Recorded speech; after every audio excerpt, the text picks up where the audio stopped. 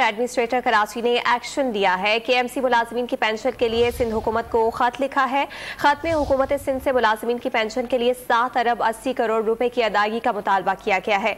इस पर बात करेंगे डॉन न्यूज के नुमाइंदे इमरान आहद से। इमरान बताएगा, खत में एडमिनिस्ट्रेटर कराची ने क्या मौक़िफ़ इख्तियार किया?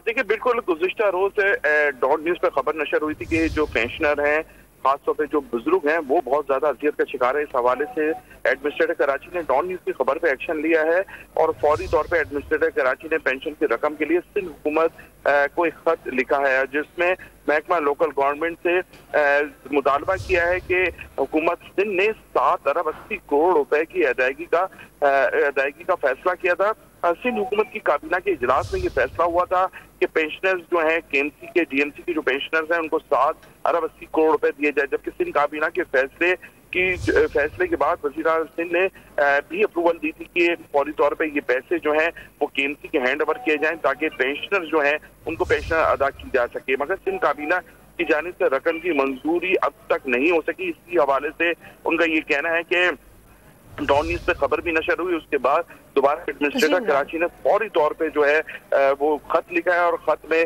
मुतालबा किया है कि फौरी तौर पे सिंध हुकूमत जो वादे किए गए थे उसके मुताबिक जो है वो पैसे जो है वो फौरी तौर पे KMC को दे, ताकि जो रिटायर मुलाजमीन है जिनको कई सालों से पेंशन अदा नहीं की, उनको फौरी तौर पे पेंशन दी जाए। जबकि इनका ये भी कहना है कि मुख्तलिफ एतवार में जो है वो सिंध हुकूमत को बार जो इजलास होते हैं उसमें भी बताया गया था कि सबसे ज्यादा जो KMC के मुलाजमीन है, वो रिटायर मुलाजमीन है, वो परेशान है। इस हवाले से यकीन दहानी भी कई दफा करवाई गई, मगर अब जाके उनका कहना है कि खत लिखा गया है सिंध हुकूमत को और वज़ीर आला सिंध से मुतालबा किया गया है। इसकी खबर पर एक्शन लेते हुए KMC मुलाजमीन की पेंशन के लिए एडमिनिस्ट्रेटर कराची ने सिंध हुकूमत को खत लिखा है। बहुत शुक्रिया, आपने अपडेट किया इमरान।